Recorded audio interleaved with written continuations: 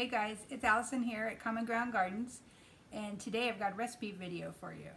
So it's mid-season, tons of zucchini coming in, and we're eating them night and day, which is totally fine. We love them. So for a couple of years I've been trying to perfect a gluten-free zucchini fritter. And I think I got it down. This is definitely the best one so far, so we're going to call it the best yet zucchini potato fritter. So come along, I'll show you what goes into it and how I make it and then how I serve it up.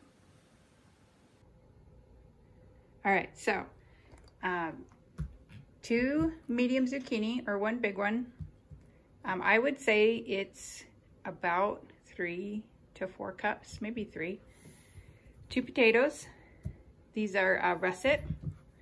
And then they're going to be shredded and squeezed, both of these. So shred them up and then squeeze out that extra liquid.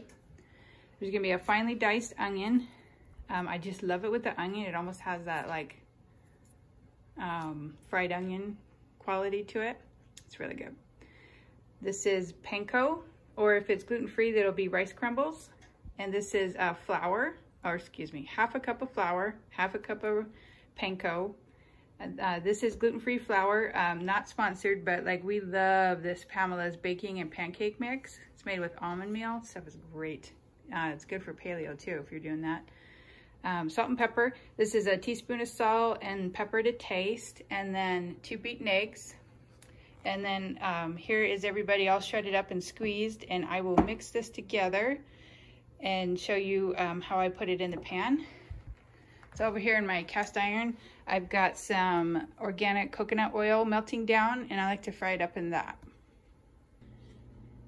So here it is all mixed up. Sorry I couldn't show you me mixing it all up. I'm not that clever. I can't hold a camera and mix this because I mix it both with my hands.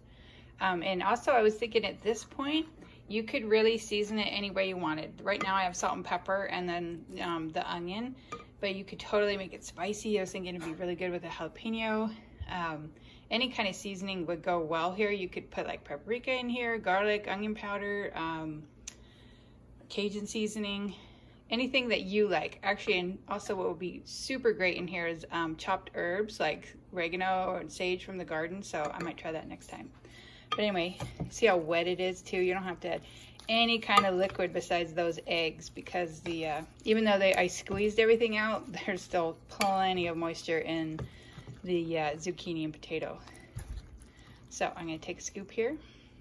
And I have the pan on medium. I turned it down a little bit so as you can see it's smoking a little. So let's give it a try.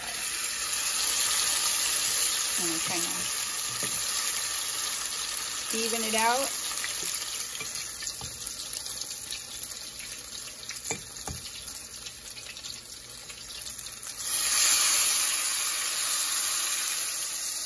More for that one.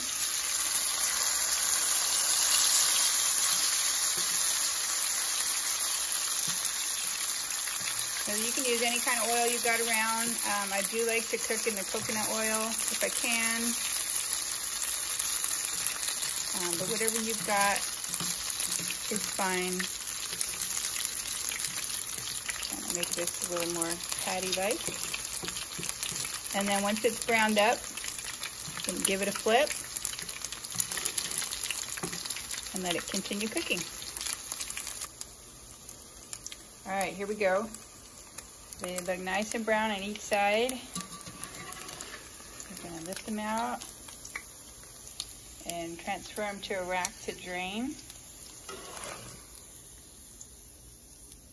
Shake some of that oil off. And before we do anything else, we're gonna hit it with some salt. Big old yummy sea salt.